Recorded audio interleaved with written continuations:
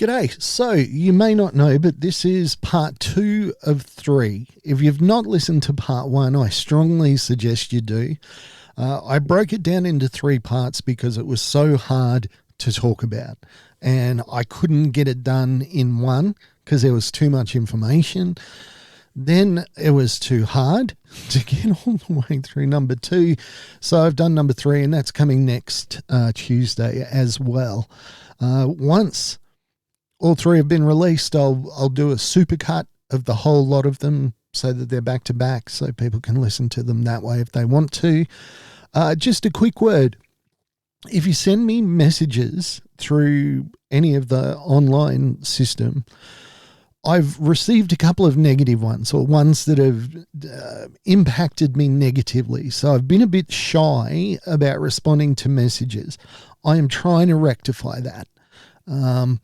I very much appreciate whenever somebody just drops a quick line just to let me know how they're going, let me know something's helped them, let me know something that they want to talk about, or if they want to come on and talk about their gear. I'm always happy to do that. Lastly, don't forget to like, subscribe and share. Tell your friends about it. I know that this is not a podcast that's designed for, let's tune in at 7 o'clock and see how Mark can make us sad. But it's there for people that are going through stuff so that they don't need to know that they're going through it alone. So let people know about what we're doing if you feel inclined. It's always appreciated. As I said, this is part 2 of 3 of fatherhood and mental illness. Let's dive in and see what happens, eh? Welcome to Shattered the Podcast. STP is the story of my journey from the depths of mental illness to a place where I could live again. So I'm at a job that I hate. I'm bringing in an obscene amount of money. But going to work is quite literally killing me. I'm coming home and I'm angry all the time. Part of my PTSD is this, I grew up with a temper, but part of my PTSD is that I constantly feel like I'm under assault. I constantly feel like I'm about to be attacked. It's called hyper-awareness, and I live with it every second of every day. It's exhausting. And my kids would see me erupt. They would see my temper, never directed at them. Well, sometimes directed at them because of behaviors and stuff, but never violent towards them.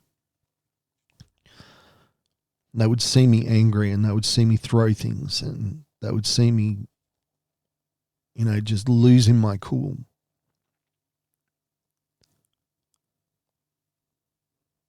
I think about my son.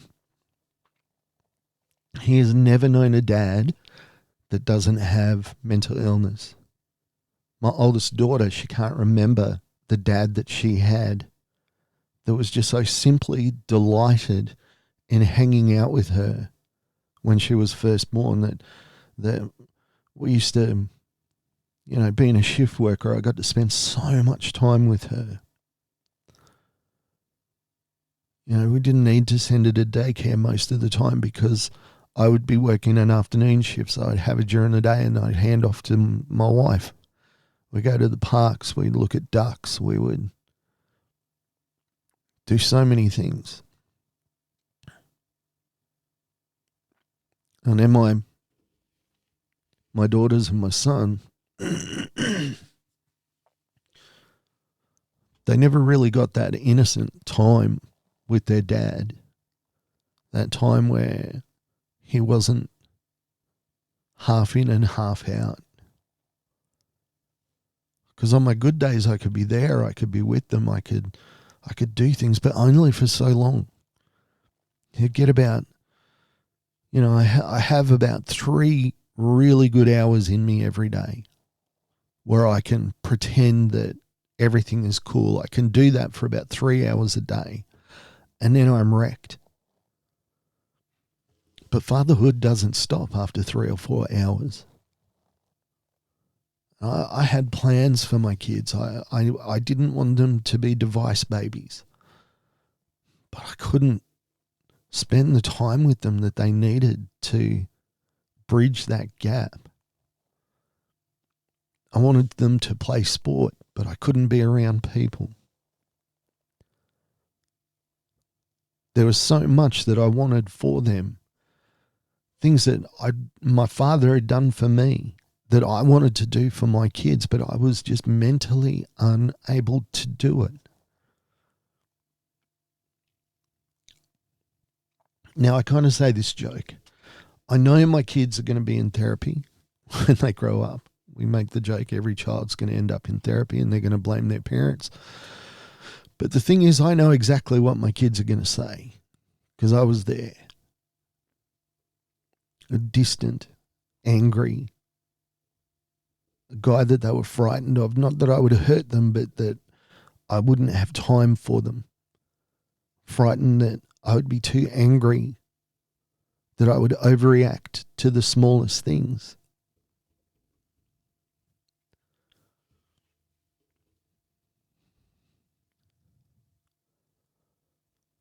I look at my kids now and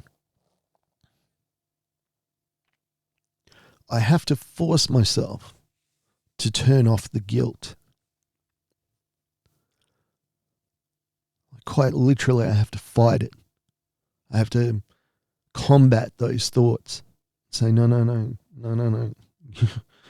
You're so much more than your mistakes.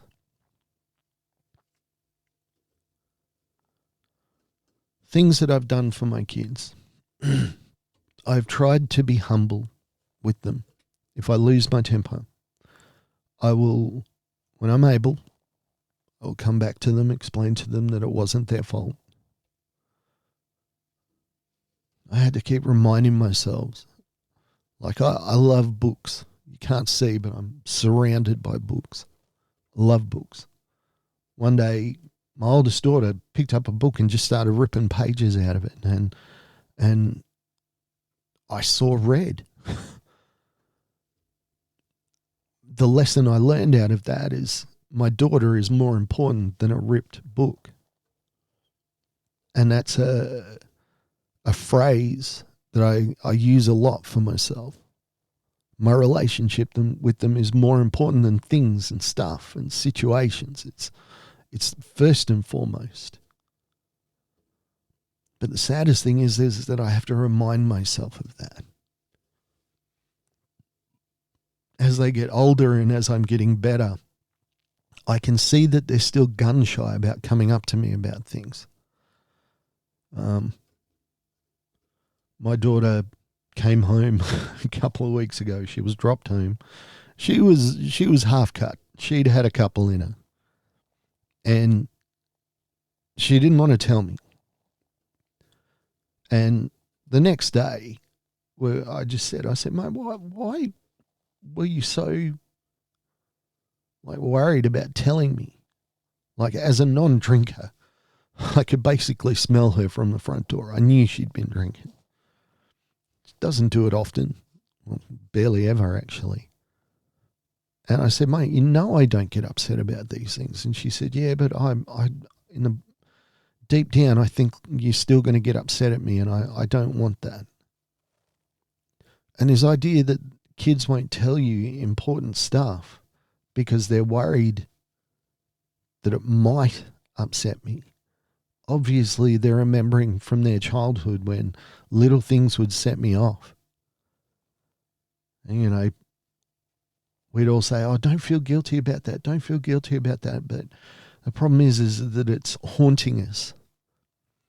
The kids they still see me because they saw me in my formative years as a guy that was volatile, that they didn't know what they could and couldn't say because of how I may or may not react. Now, my wife knows me.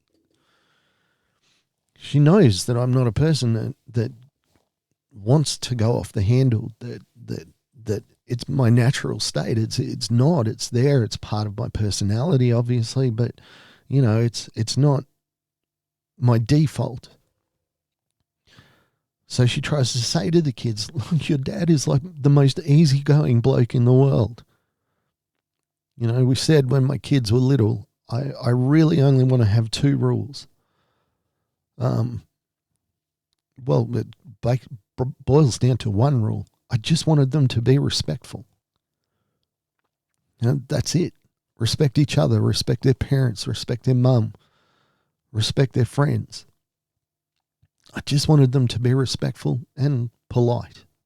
Say please and thank you. And these were the 2 rules that we set. These are the non-negotiables. Everything else is, we'll deal with it as it comes.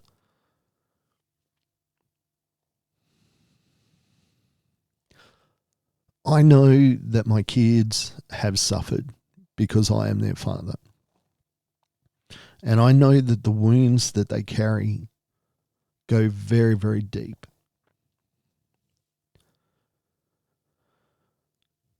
But what I try to do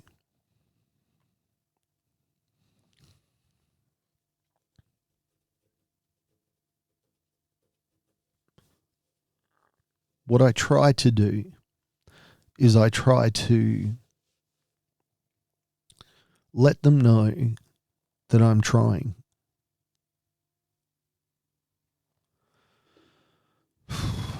This is just becoming 3-parter because I'm sorry. We'll finish this next week. Hey, thanks for joining us on Shattered the Podcast. I'm Mark. Special thanks to my producer, Meredith Brosnan, and also to Torian, Kevin, and Lorraine. And we can't forget the amazing band Adelaide, who let us use their song as our theme. For more information, check us out on all your socials, STP Shattered the Podcast.